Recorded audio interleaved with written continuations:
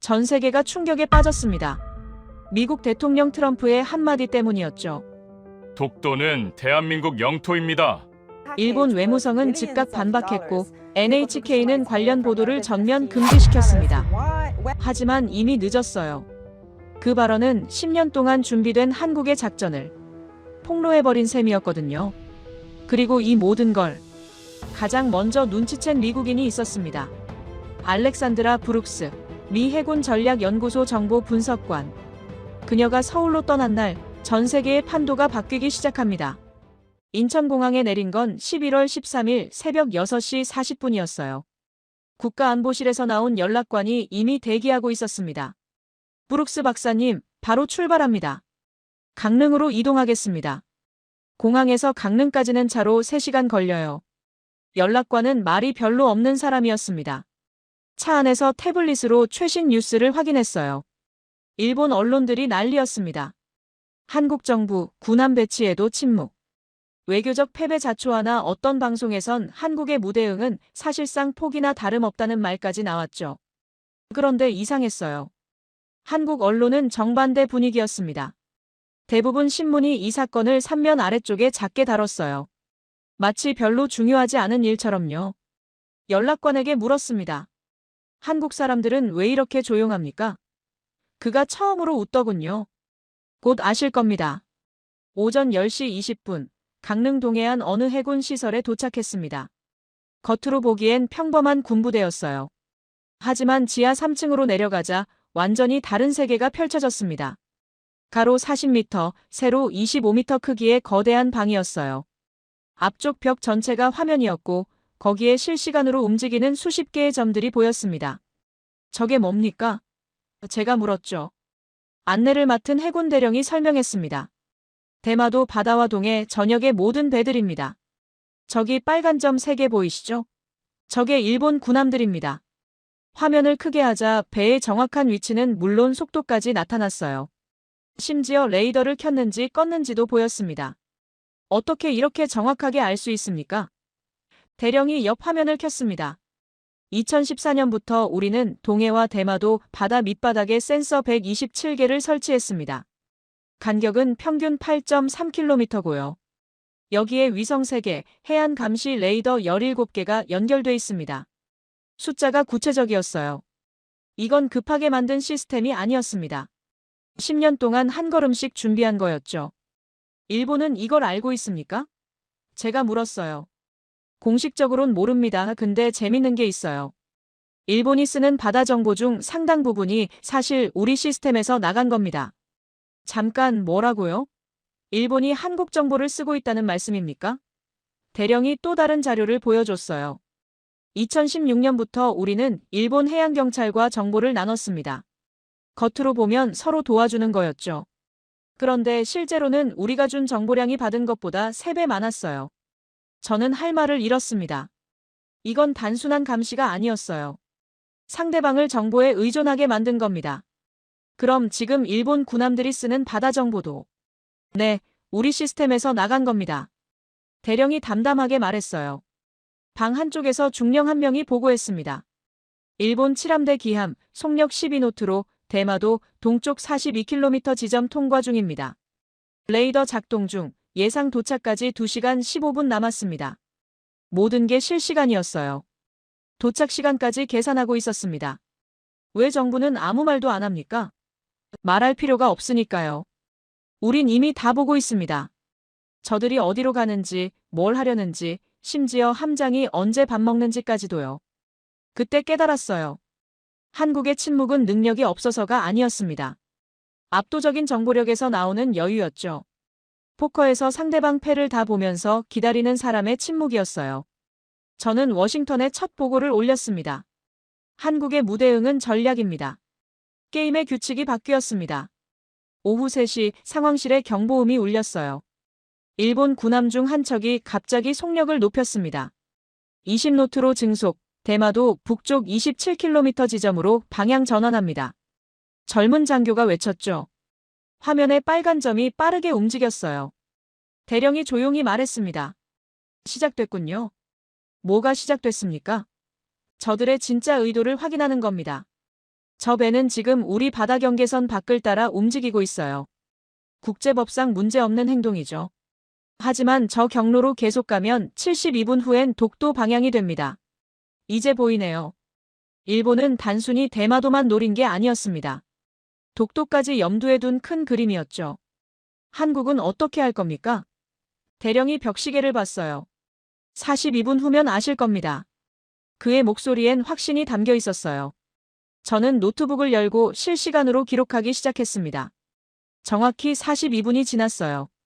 오후 4시 27분, 일본 군함의 레이더가 갑자기 꺼졌습니다. 화면에서 노란색이던 신호가 회색으로 바뀌었죠. 레이더 다운 확인합니다. 상황실에서 보고가 올라왔어요.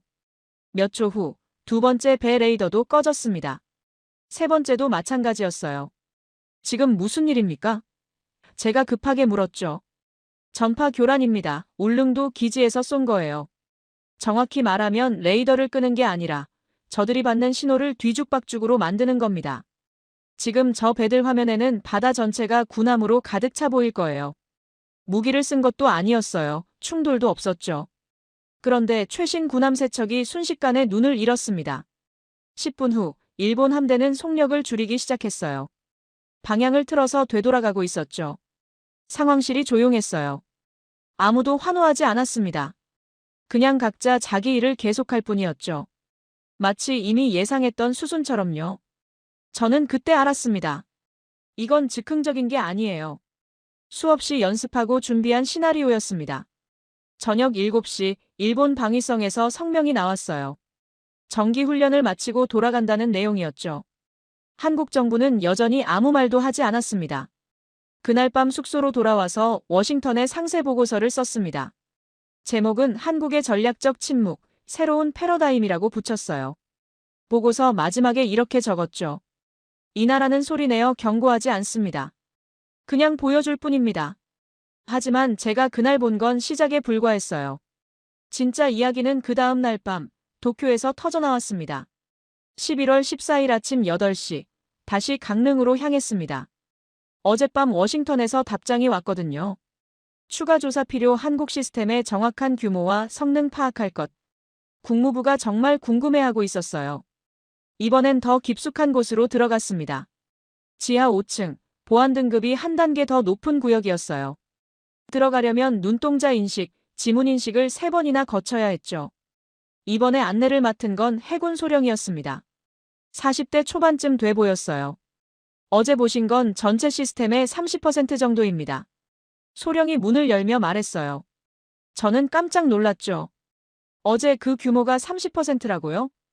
감시망은 3층으로 돼 있어요. 1층은 수면 위 감시, 2층은 물속 감시, 그리고 3층은 직접 보시죠. 방 안에 들어서자 압도당했습니다. 벽 전체가 투명한 화면이었어요. 3차원으로 만들어진 바다가 눈앞에 펼쳐졌습니다. 수면 위 배들, 물속 잠수함들, 심지어 바다 밑바닥 지형까지 실시간으로 보였어요. 이게 다 실제입니까? 제가 물었죠. 2014년 8월부터 시작했습니다. 소령이 설명했어요. 당시 우리는 중국 어선들 단속을 이유로 해저 케이블을 깔기 시작했죠. 총 길이 1840km입니다. 동해안 전체와 대마도 바다를 연결하는 거대한 신경망이에요. 화면을 확대하자 케이블의 정확한 위치가 나타났어요. 마치 거미줄처럼 촘촘했습니다. 이 케이블들이 소리를 감지합니까? 소리만이 아닙니다. 소령이 다른 화면을 켰죠. 물 온도, 소금기 농도, 물살 속도, 심지어 물속 진동까지 잡아냅니다. 잠수함이 지나가면 물 온도가 0.3도 변해요. 우린 그것까지 잡습니다. 0.3도요? 그 정도 정밀도라면 사실상 완벽한 감시였어요. 그럼 이 바다를 지나는 모든 잠수함을. 네, 다 압니다. 소령이 단호하게 말했어요. 중국 것도 러시아 것도 당연히 일본 것도요. 그때 한 가지 궁금증이 생겼습니다. 이런 시스템 만드는데 돈이 얼마나 들었습니까? 공식 예산은 10년간 약 1조 2천억 원입니다. 하지만 실제로는 비공개 예산까지 합치면 3조 원쯤 될 겁니다. 3조 원이요. 미국 돈으로 치면 약 23억 달러예요. 작은 돈이 아니었죠. 하지만 결과를 보니 이해가 됐습니다. 이건 단순한 감시 장비가 아니었어요. 동부가 바다 전체의 투명도를 완전히 바꿔놓은 전략 무기였습니다. 근데 재밌는 게 있어요. 일본은 이게 있다는 걸 어렴풋이 눈치채고 있었습니다. 2018년쯤부터요. 그럼 왜 문제 삼지 않았습니까? 소령이 쓴웃음을 지었어요. 그쪽도 이 정보가 필요했으니까요. 화면이 바뀌었습니다. 일본 해양경찰과의 정보 교환 기록이 떠올랐어요. 2016년부터 2024년까지 8년간의 자료였습니다. 보시다시피 우리는 매달 평균 470건의 바다 정보를 일본에 줬어요. 반대로 일본이 준 건 월 평균 160건 정도였죠. 숫자가 명확했습니다. 한국이 제공한 정보량이 거의 3배였어요. 일본은 왜 이렇게 의존하게 됐습니까? 제가 물었습니다. 소령이 다른 자료를 보여줬어요. 일본 해상자위대 예산 추이를 보시죠. 2015년 이후 매년 2.3%씩 줄었습니다. 특히 정보 수집 쪽은 12%나 감소했어요. 이제 그림이 그려졌어요. 일본은 돈이 부족해서 자체 정보망 구축을 포기했고 대신 한국이 주는 정보에 점점 더 기대게 된 겁니다. 그럼 지금 일본 해상자위대가 쓰는 동해 정보 중 62%가 우리 시스템에서 나간 겁니다. 소령이 정확한 숫자를 댔어요. 이건 단순한 협력이 아니었습니다. 구조적 의존이었죠. 그쪽은 이 사실을 압니까? 소령이 고개를 저었어요. 정확한 비율은 모를 겁니다. 정보 출처를 우리가 일부러 섞어놨거든요. 화면에 복잡한 도표가 나타났어요. 한국 정보, 위성 정보, 자체 수집 정보가 뒤섞여 있었습니다. 우린 마치 요리하듯이 정보를 섞어서 줬어요.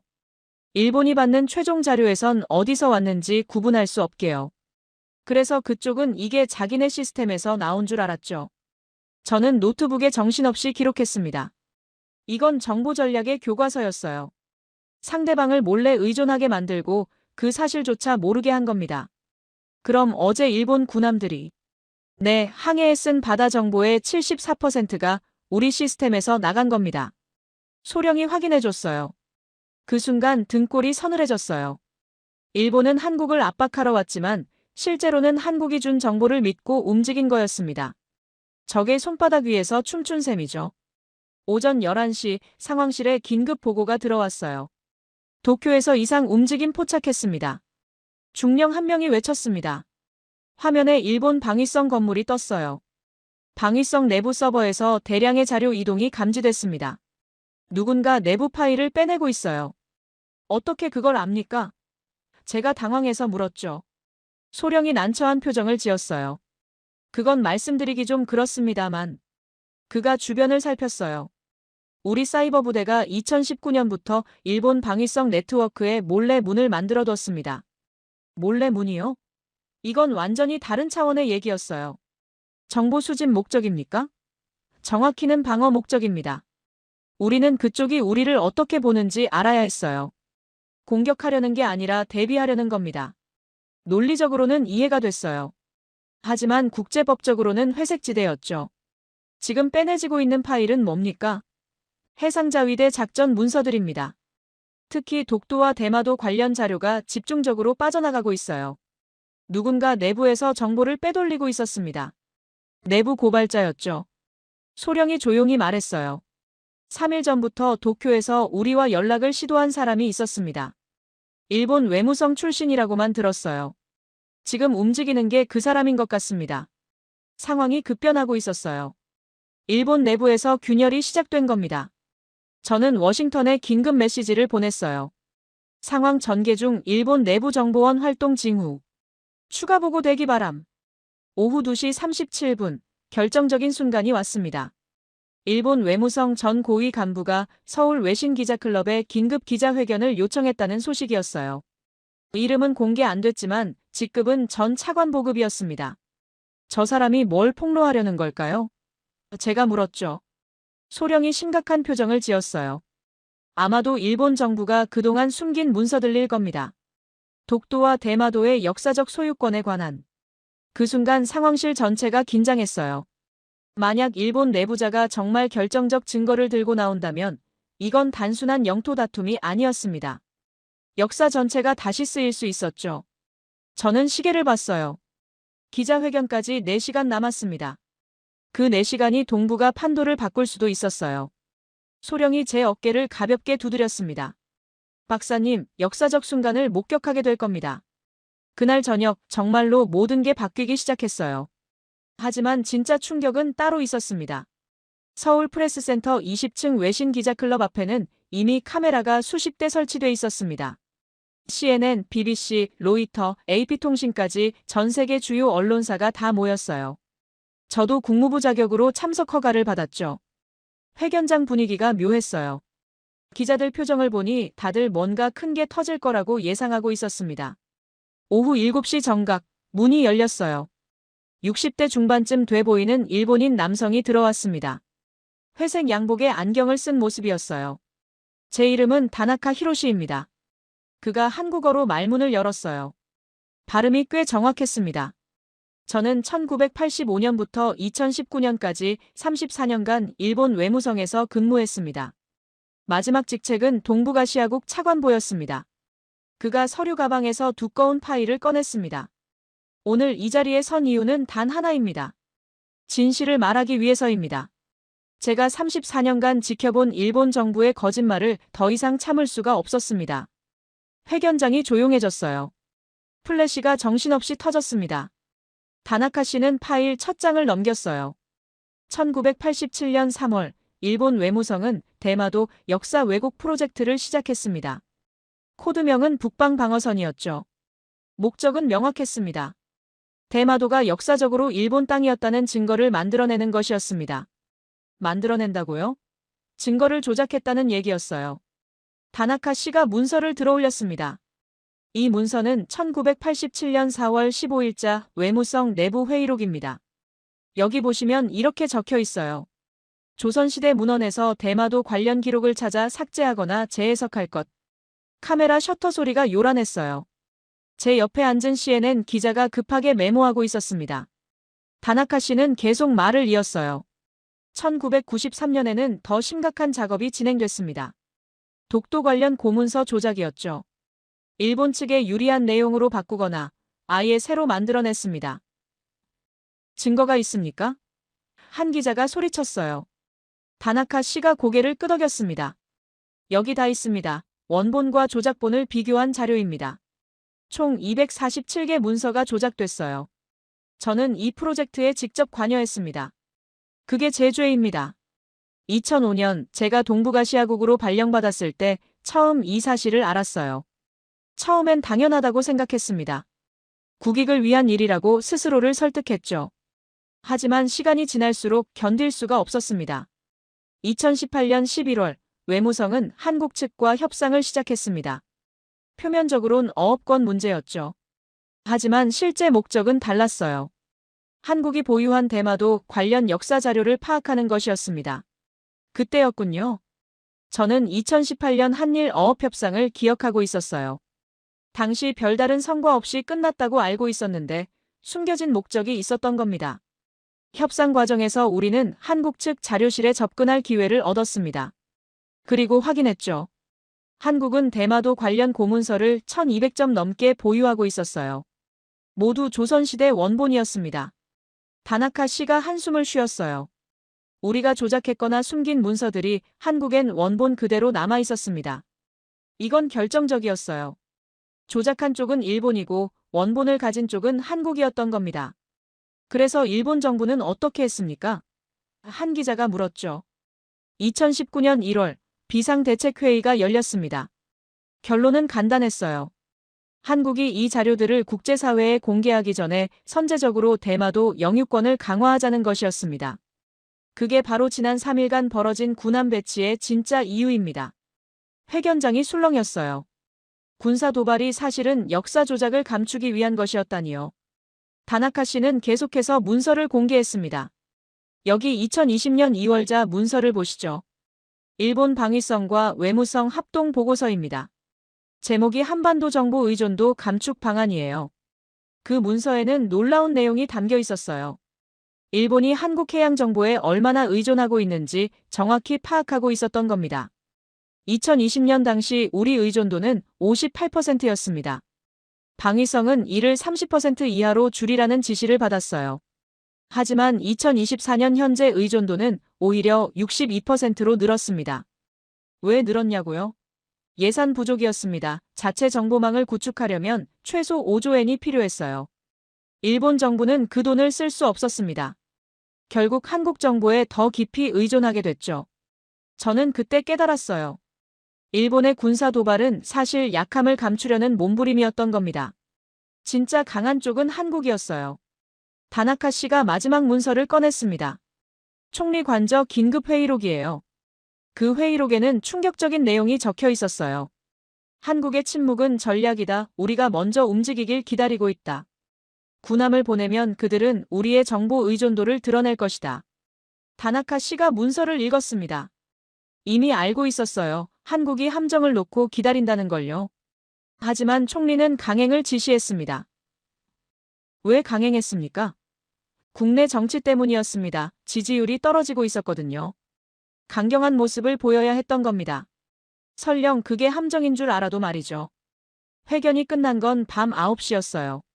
2시간 동안 다나카 씨는 247개 문서를 하나하나 공개했습니다. 조작된 역사, 숨겨진 진실, 그리고 일본 정부의 치밀한 계획까지요. 회견장을 나서는데 CNN 기자가 제게 물었습니다. 브룩스 박사님, 이거 진짜라고 보십니까?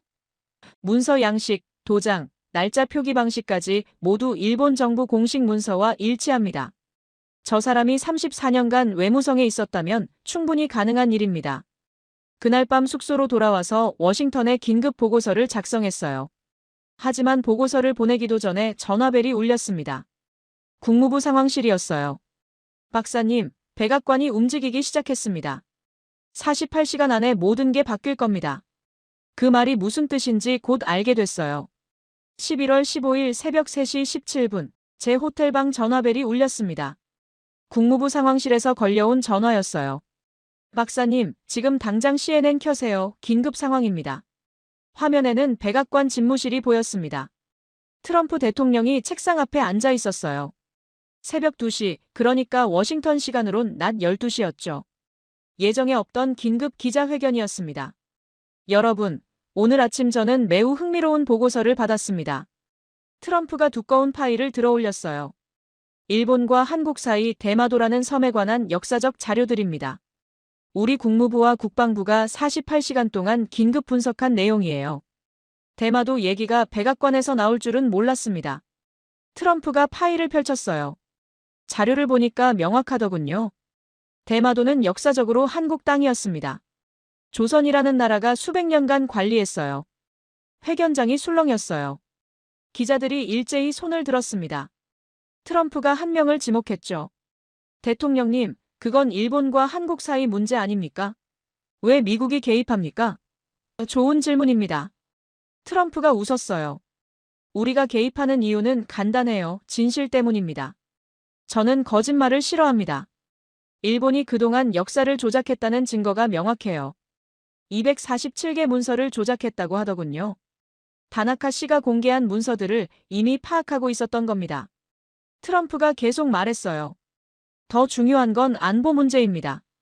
우리 국방부 보고에 따르면 일본 해상자위대는 해양 정보의 62%를 한국에 의존하고 있어요.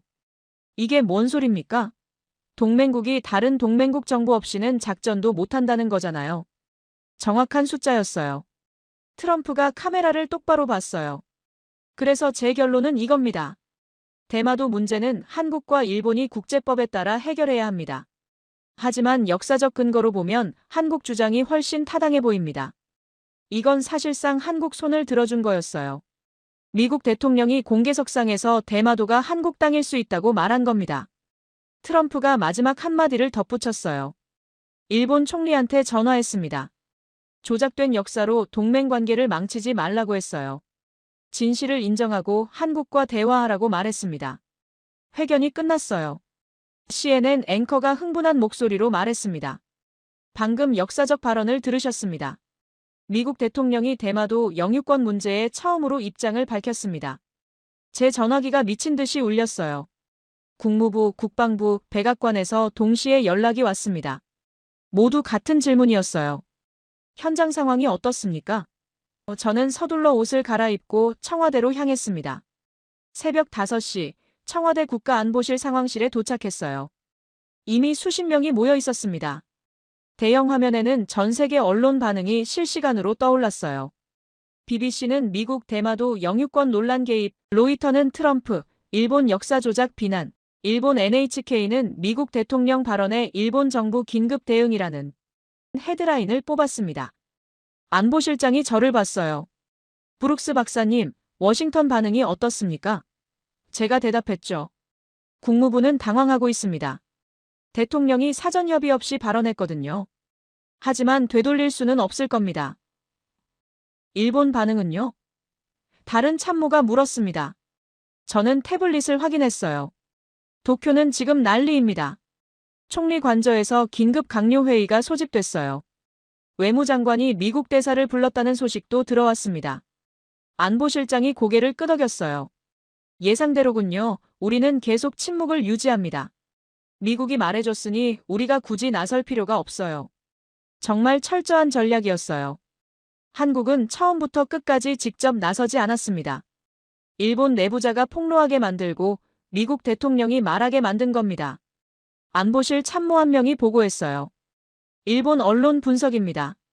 아사히 신문은 정부 비판 사설을 준비 중이고 마이니치 신문은 역사 조작 검증 기사를 내보낼 예정입니다. 일본 내부에서도 균열이 커지고 있었어요. 조작된 역사를 더 이상 방어할 수 없는 분위기였죠. 오전 8시 결정적인 소식이 들어왔습니다. 일본 총리 긴급 성명 발표 예정. 모두의 시선이 화면에 집중됐어요. 일본이 어떤 입장을 내놓을지가 관건이었습니다. 2시간을 기다렸어요. 오전 10시 정각 일본 총리가 관저 브리핑룸에 나타났습니다. 국민 여러분, 그리고 국제사회 여러분. 총리의 목소리가 떨렸어요. 저는 오늘 매우 무거운 마음으로 이 자리에 섰습니다. 최근 제기된 역사자료 조작 의혹에 대해 정부 차원의 전면 조사를 지시했습니다. 인정한 거예요. 조사 결과가 나올 때까지 대마도 관련 모든 주장을 유보하겠습니다. 또한 한국 정부와 역사 공동 연구를 제안합니다. 청와대 상황실에서 박수가 터져 나왔어요. 완벽한 승리였습니다. 한국은 한마디도 하지 않았는데 일본이 스스로 물러선 겁니다. 안보실장이 제게 말했어요. 박사님, 이게 바로 21세기 전쟁입니다. 총 한 방 안 쓰고 이기는 거죠. 저는 워싱턴에 긴급 보고를 올렸습니다. 하지만 상황은 거기서 멈추지 않았어요. 오후 2시 제 태블릿에 긴급 알림이 떴습니다. 도쿄 외무성 건물 앞에서 무언가 일어나고 있었어요. 라이브 영상을 켰는데 예상하지 못한 장면이 펼쳐졌습니다. 일본 내부에서 더 큰 폭풍이 몰아치기 시작한 겁니다. 일본 외무성의 배신 화면에는 일본 외무성 정문 앞이 보였어요. 경찰 바리케이드가 쳐져 있었고 수백 명의 시민들이 모여 있었습니다. 플래카드를 든 사람들이었죠. 진실을 밝혀라, 역사 조작 책임자 처벌하라는 문구가 보였어요. 안보실 참모가 말했습니다. 일본 시민단체들이 자발적으로 모였다고 합니다. SNS로 순식간에 퍼졌어요. 지금 도쿄 시내 3곳에서 동시 집회가 열리고 있습니다. 일본 내부 분위기가 급변하고 있었어요. 오후 3시 15분, 더 큰 뉴스가 터졌습니다. 일본 외무성 현직 과장급 공무원 2명이 추가로 기자회견을 열겠다고 발표한 겁니다. 다나카 씨에 이어 2번째 내부 폭로였어요. 안보실장이 중얼거렸습니다. 시작됐군요, 내부 붕괴가. 오후 5시, 도쿄 한 호텔 회견장에 2명의 일본 공무원이 나타났어요. 한 명은 40대 초반, 다른 한 명은 50대 중반쯤 돼 보였습니다. 얼굴을 공개하지 않았어요. 모자이크 처리된 화면으로 진행됐죠. 저희는 현재 외무성 동북아시아국에서 근무하고 있습니다. 나이 많은 쪽이 말문을 열었어요. 목소리 변조까지 됐습니다.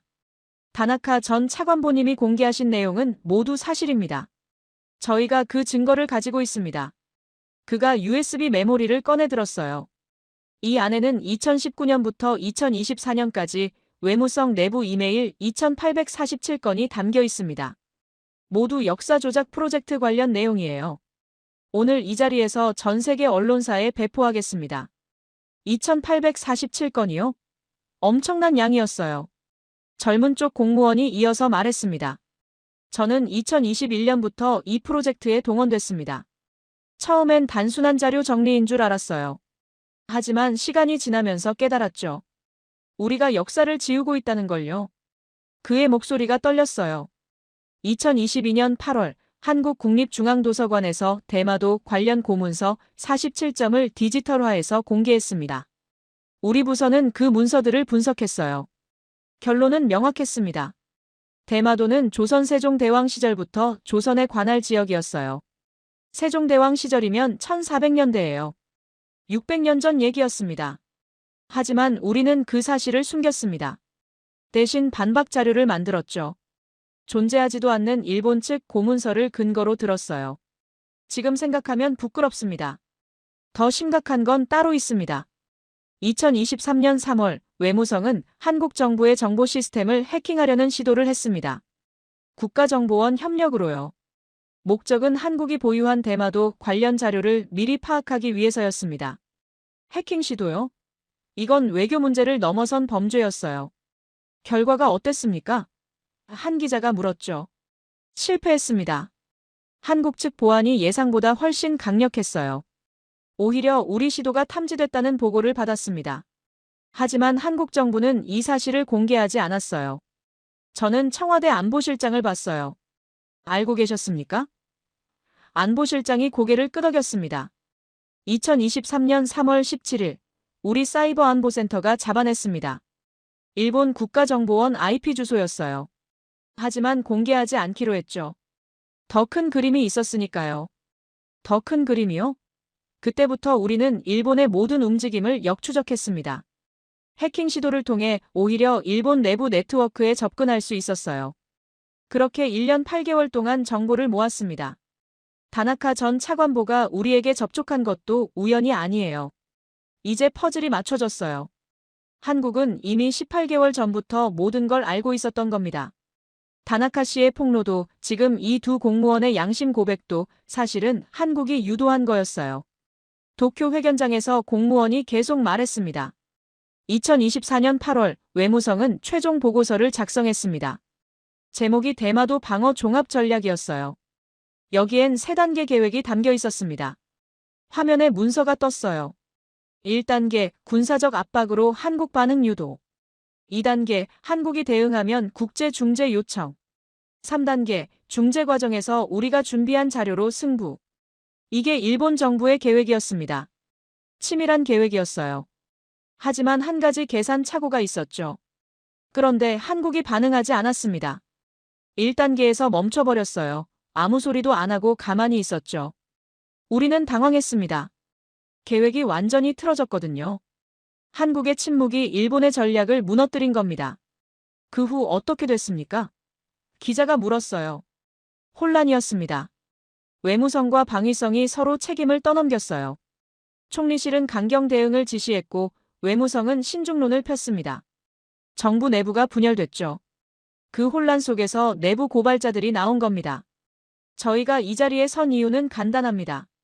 더 이상 거짓말에 동참할 수 없었습니다.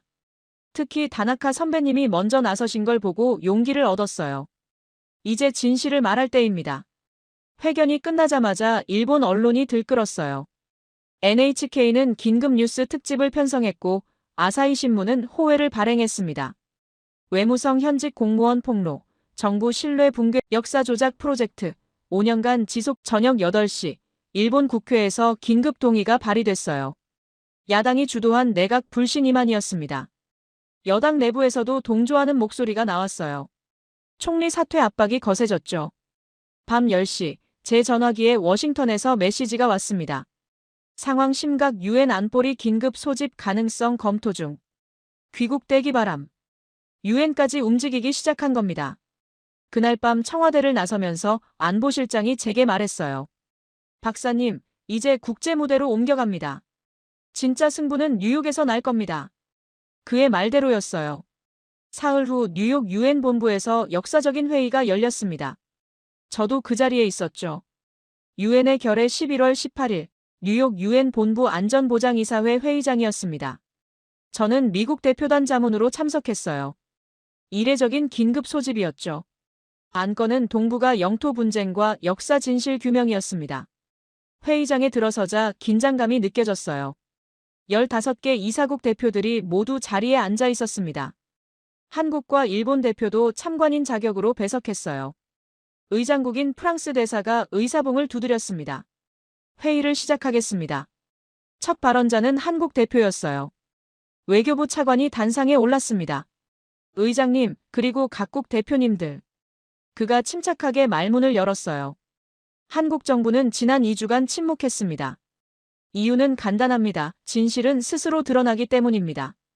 그가 파일을 펼쳤습니다. 여기 1454년 조선 세종 36년 실록이 있습니다.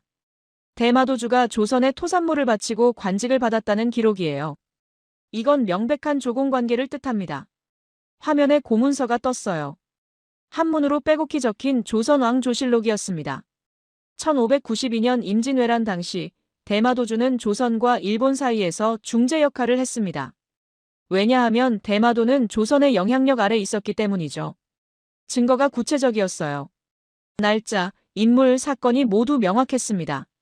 1870년 메이지 정부가 대마도를 일본에 편입했을 때 조선 정부는 공식 항의를 했습니다. 이 외교 문서도 남아있어요. 그가 또 다른 자료를 보여줬습니다. 하지만 한국 정부는 오늘 이 자리에서 대마도 반환을 요구하지 않습니다. 그의 다음 말에 회의장이 술렁였어요. 우리가 원하는 건 단 하나입니다. 역사적 진실의 인정이에요. 대마도가 역사적으로 한반도와 깊은 관계였다는 사실만 확인받고 싶습니다. 이건 놀라운 전략이었어요. 영토 요구가 아니라 역사 인정만 요구한 겁니다. 일본 입장에선 반박하기 더 어려워졌죠. 한국 대표가 자리로 돌아갔어요. 다음은 일본 대표 차례였습니다. 외무성 차관이 단상에 올랐어요. 그의 표정이 무거워 보였습니다. 의장님, 일본 정부는 최근 제기된 역사자료 조작 의혹에 대해 깊이 사과드립니다. 사과요? 지난 2주간 정부조사단이 검증한 결과 일부 문서에서 부적절한 수정이 있었음을 확인했습니다. 이는 명백히 잘못된 행위였습니다. 일부라고 표현했지만 사실상 인정한 겁니다. 하지만 대마도는 현재 일본 나가사키현에 속한 지역입니다. 1870년 이후 154년간 일본이 실효 지배해왔어요. 국제법상 영토 주권은 일본에 있다고 판단합니다. 역사는 인정하되 영토는 포기 못한다는 입장이었어요. 일본 대표도 자리로 돌아갔습니다. 이제 각국 대표들 발언 차례였어요. 미국 대표가 먼저 손을 들었습니다. 미국은 역사적 진실 규명을 지지합니다. 다만 영토 문제는 당사국 간 평화적 대화로 해결되길 바랍니다.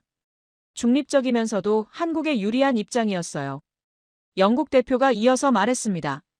영국 정부는 역사 기록의 중요성을 강조합니다. 조작된 역사는 반드시 바로잡혀야 해요. 프랑스, 독일, 캐나다가 차례로 비슷한 입장을 밝혔어요. 14개국 중 12개국이 역사 진실 규명에 찬성했습니다. 반대는 없었고 2개국이 기권했어요. 의장이 정리 발언을 했습니다. 그렇다면 결의안을 상정하겠습니다. 대마도의 역사적 귀속 관계를 재검토하고 한일 양국이 공동 연구단을 구성할 것을 권고합니다. 표결에 들어갔어요. 찬성 12표, 반대 0표, 기권 3표로 결의안이 통과됐습니다. 일본도 반대표를 던지지 못했어요. 이미 내부적으로 조작을 인정한 마당에 반대할 명분이 없었던 겁니다. 회의가 끝나고 복도로 나왔어요. 한국 대표단이 조용히 회의실을 빠져나갔습니다. 저는 그 모습을 보면서 또 한 번 느꼈습니다. 이 나라는 이겨도 자랑하지 않았어요. 복도에서 영국 대사가 제게 다가왔습니다. 브룩스 박사님, 한국의 전략이 인상적이더군요. 처음부터 끝까지 한 발도 앞서 나가지 않았어요. 상대방이 스스로 무너지게 만들었죠. 저는 고개를 끄덕였어요. 10년을 준비한 결과입니다. 정보망 구축, 증거 확보, 국제 여론 형성까지 모두 계획된 수순이었어요. 영국 대사가 웃었습니다. 이제 동북아 질서가 바뀌겠군요. 한국이 중심이 되는. 그의 말이 맞았어요. 사흘 후 워싱턴에서 더 큰 발표가 있었습니다. 미국 국방부가 동북아 전략 재배치를 선언한 겁니다. 그 내용은 모두를 놀라게 만들었어요. 저녁 7시 유엔 본부 근처 호텔에서 한국 대표단과 비공식 만남을 가졌습니다. 외교부 차관이 조용히 말했어요. 박사님, 아직 끝나지 않았습니다. 진짜 변화는 지금부터예요. 무슨 뜻입니까? 미국이 움직입니다. 동부가 군사 거점을 재조정할 겁니다. 그 중심에 한국이 있어요. 그가 태블릿을 보여줬습니다. 거기엔 국방부 극비 문서가 떠 있었어요. 이틀 후 펜타곤에서 발표될 내용입니다. 주일 미군 정보 작전의 70%가 한국으로 이관됩니다. 사실상 한국이 동북아 정보 허브가 되는 거죠. 70%요? 엄청난 변화였어요. 일본은 동의했습니까? 제가 물었습니다. 선택권이 없어요. 이미 한국 정보에 62% 의존하고 있는데 거부할 수가 있나요? 오히려 공식화되는 게 일본한테도 나을 겁니다. 그날 밤 호텔 방에서 최종 보고서를 작성했어요. 워싱턴에 보낼 문서였죠. 제목은 동북아 새로운 질서의 시작이었습니다. 보고서 첫 문장을 이렇게 적었어요. 한국은 전쟁을 선포하지 않았습니다. 하지만 전쟁에서 이겼습니다. 11월 21일 워싱턴 펜타곤 브리핑룸이었습니다. 국방장관이 단상에 올랐어요. 예정에 없던 긴급 기자회견이었죠. 저도 국무부 대표로 참석했습니다. 오늘 미 국방부는 동북아 군사 전략의 중대한 변화를 발표합니다. 국방장관이 말문을 열었어요. 지난 2주간의 상황을 면밀히 검토한 결과 우리의 지역 안보 체계를 재정비하기로 결정했습니다. 화면에 지도가 떠올랐어요. 한국, 일본, 중국이 표시된 동북아 지역이었습니다. 첫째, 동북아 정보작전센터를 도쿄에서 서울로 이전합니다. 회견장이 술렁였어요. 70년 넘게 유지됐던 도쿄 중심 체제가 무너지는 순간이었죠. 둘째, 한미정보 공유 협정을 최고 등급으로 격상합니다. 한국은 이제 미국의 5대 정보 동맹국이 됩니다. 5대 동맹국이요? 기존에는 영국, 캐나다, 호주, 뉴질랜드만 그 지위에 있었어요. 한국이 5번째가 되는 겁니다. 셋째, 주한미군 정보부대를 3배 증강합니다. 병력 2,400명이 추가 배치될 예정입니다. 국방장관이 잠시 말을 멈췄어요. 다음 발언이 가장 중요했습니다. 이러한 결정은 한국의 정보 능력을 인정한 것입니다. 지난 10년간 한국은 동북아에서 가장 정교한 감시 시스템을 구축했어요. 이제 그 시스템이 미국 안보의 핵심 자산이 됩니다. 공식적으로 한국의 정보력을 인정한 겁니다. 일본과의 관계는 어떻게 됩니까? 한 기자가 물었어요. 일본은 여전히 중요한 동맹국입니다. 다만 정보작전의 효율성을 고려해 역할을 재조정하는 겁니다. 한국이 정보 수집과 분석을 주도하고 일본은 작전 지원에 집중하게 됩니다. 듣기 좋게 표현했지만 사실상 일본이 한 단계 내려가는 거였어요. 회견이 끝나고 복도에서 CIA 부국장을 만났습니다. 브룩스 박사님, 당신 보고서가 결정적이었어요. 한국의 62% 의존도 분석, 그거 없었으면 이런 결정 못 내렸을 겁니다. 저는 그냥 본대로 쓴 것뿐입니다. 한국이 10년 동안 준비한 거예요. CIA 부국장이 고개를 끄덕였습니다. 그래서 더 대단한 거죠. 아무도 모르게 준비하고 필요한 순간에 보여줬으니까요. 같은 시각, 서울 청와대에서는 대통령이 국민 담화를 발표하고 있었어요. 저도 생중계로 지켜봤습니다. 국민 여러분, 지난 2주간 많은 일이 있었습니다. 하지만 정부는 단 한 번도 선제적으로 나서지 않았어요. 왜냐하면 진실은 스스로 힘이 있기 때문입니다. 대통령의 목소리가 차분했어요. 일각에서는 대마도 반환을 요구해야 한다고 말합니다. 하지만 우리는 그러지 않을 것입니다. 역사적 진실을 확인받은 것만으로도 충분합니다. 영토 확장이 아니라 진실 회복이 우리의 목표였으니까요. 품격 있는 마무리였어요. 이기고도 더 요구하지 않는 모습이었죠. 대신 우리는 일본과 진정한 화해를 원합니다. 조작된 역사가 아닌 진실 위에 세워진 관계 말이에요. 한일 역사 공동 연구단이 내년 1월 출범합니다. 양국 학자 60명이 3년간 공동 연구를 진행할 겁니다. 대통령이 마지막 말을 덧붙였어요. 우리는 강해졌지만 오만하지 않을 것입니다. 이긴 것을 자랑하지 않고 진 상대를 배려할 것입니다. 그게 진짜 강한 나라의 모습이라고 믿습니다. 담화가 끝났어요. 저는 노트북을 열고 최종 평가 보고서를 작성하기 시작했습니다. 워싱턴 귀국 후 대통령에게 직접 보고할 내용이었죠. 11월 23일, 백악관 집무실에 들어갔습니다. 트럼프 대통령이 책상 앞에 앉아 있었어요. 브룩스 박사, 당신이 보낸 보고서들 다 읽었어요. 흥미진진하더군요. 감사합니다, 대통령님. 제가 대답했어요. 현장에서 직접 목격한 내용입니다. 트럼프가 의자에 기대었습니다. 한국이란 나라가 대단하더군요. 10년을 준비했다면서요? 네, 2014년부터 시작했습니다. 제가 설명했어요. 해저 감시망 구축, 정보 시스템 고도화, 역사자료 디지털화까지 모든 게 계획적이었습니다. 트럼프가 웃었어요. 그리고 우리가 알아서 움직이게 만들었죠. 영리합니다. 일본 반응은 어떻습니까? 트럼프가 물었어요. 수용하고 있습니다. 선택의 여지가 없었어요. 이미 한국 정보에 의존하고 있었으니까요. 오히려 공식화되면서 관계가 더 명확해졌습니다. 트럼프가 창밖을 봤어요. 동북아 질서가 바뀌는군요. 앞으로 10년은 한국 중심으로 돌아갈 겁니다. 그의 말이 맞았어요. 일주일 후, 저는 다시 서울로 향했어요. 이번엔 업무가 아니라 개인적인 방문이었습니다. 독도를 직접 가보고 싶었거든요. 울릉도에서 배를 타고 독도에 도착했어요. 섬에 오르자 태극기가 바람에 펄럭이고 있었습니다. 그 옆에 작은 기념비가 있었어요. 거기 적힌 글귀를 읽었습니다. 이 땅은 침묵으로 지켰다, 소리 없는 힘으로 지켰다. 저는 그 앞에 한참 서 있었어요. 지난 3주간의 일들이 주마등처럼 스쳐 지나갔습니다. 한국의 침묵, 일본의 도발, 미국의 개입, 유엔의 결의, 그리고 새로운 질서의 시작까지요. 노트북을 열고 마지막 기록을 남겼습니다. 개인 일지였어요. 공식 보고서가 아닌 제 솔직한 생각을 적었죠.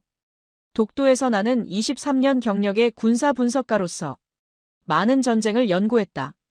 하지만 이번처럼 인상 깊은 승리는 처음이다. 한국은 총 한 방 쓰지 않았다. 선제 공격도 하지 않고 그저 준비하고 기다렸을 뿐이다. 상대방이 의존하게 만들고 진실이 드러나길 기다렸으며 동맹국이 말하게 만들었다. 이기고도 자랑하지 않았고 더 요구하지도 않았다. 이것이 21세기 강대국의 모습이다. 한국은 증명했다. 진짜 힘은 소리에서 나오지 않는다는 것을. 진짜 승리는 품격에서 나온다는 것을.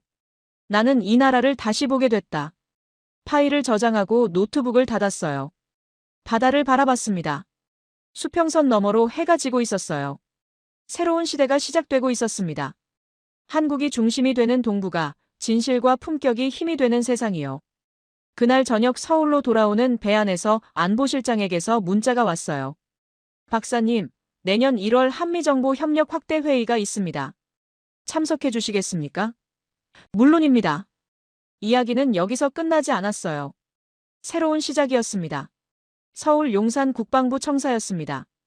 한미정보협력 확대 회의 첫날이었어요. 저는 미국 대표단 수석 고문 자격으로 참석했습니다. 회의실에 들어서자 양국 관계자 40여 명이 앉아 있었어요. 한국 국가안보실장이 회의를 시작했습니다.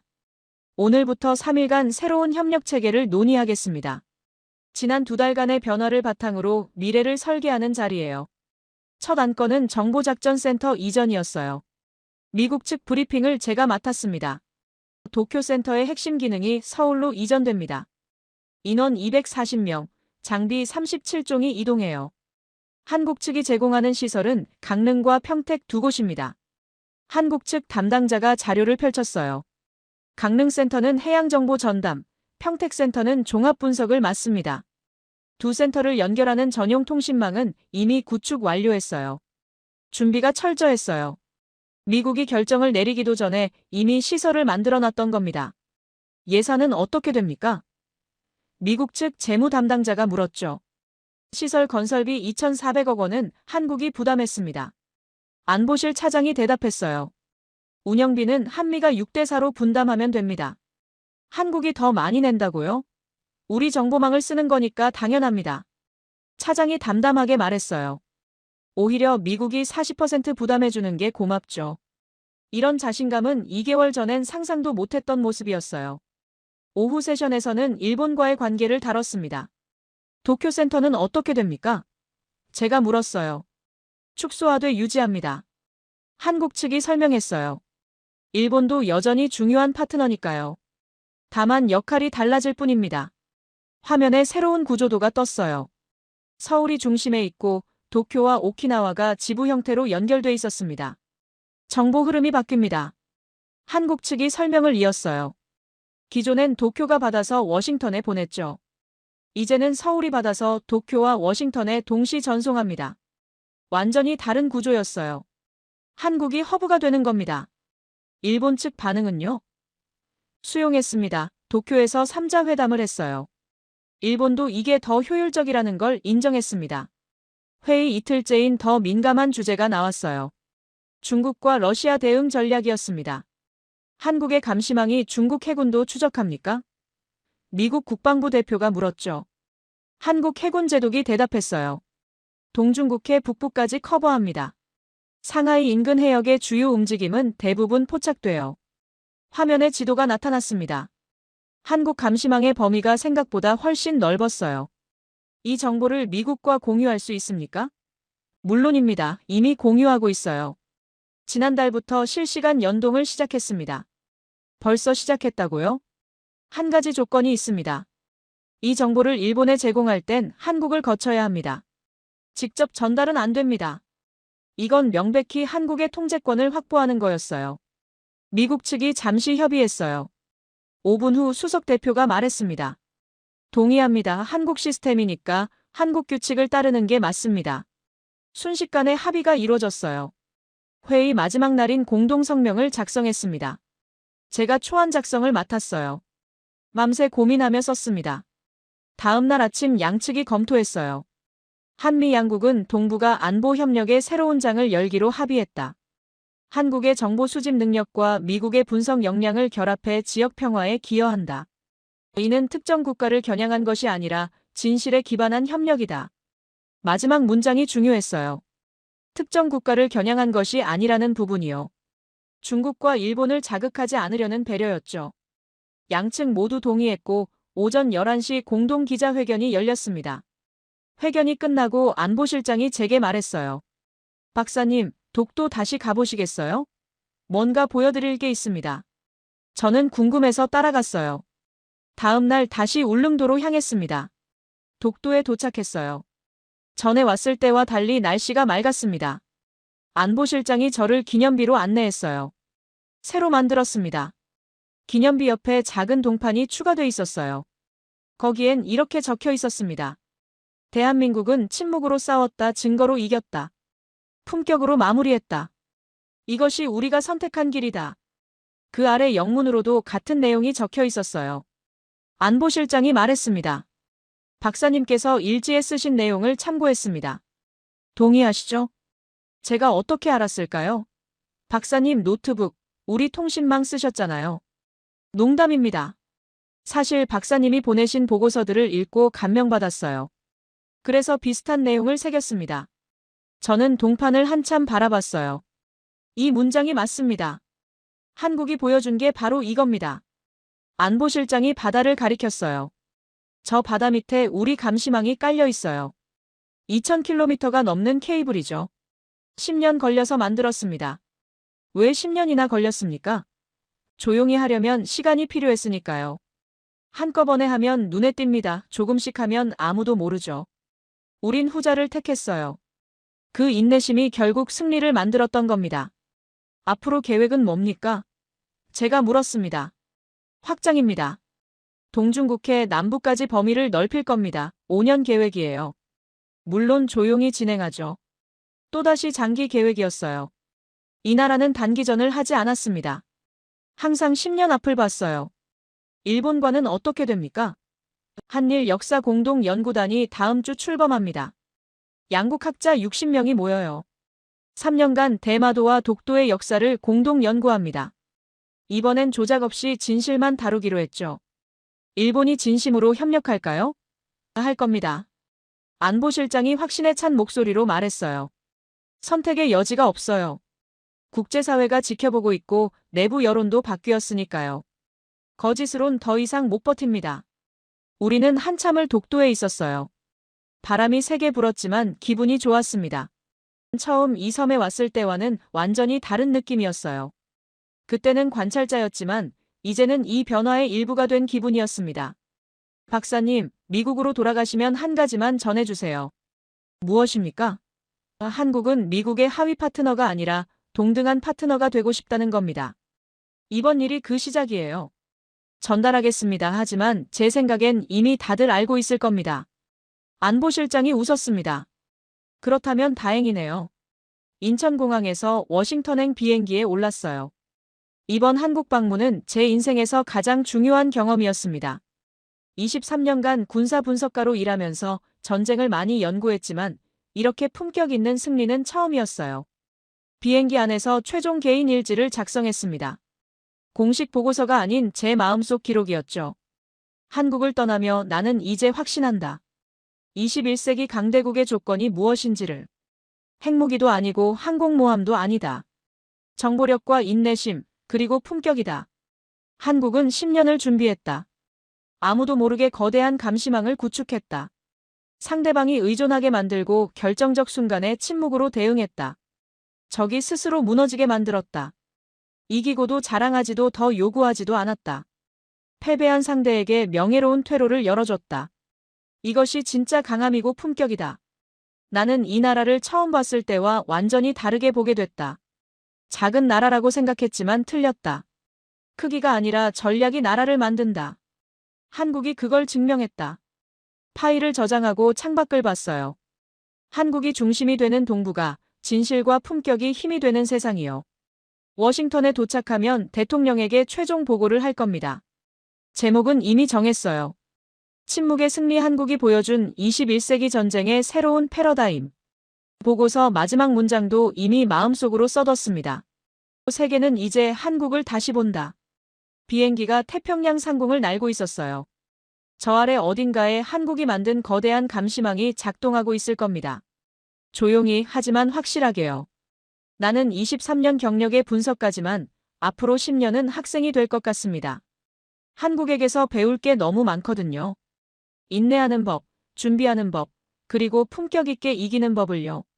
나는 독도 기념비 앞에서 찍은 사진 한 장을 노트북 배경화면으로 설정했어요.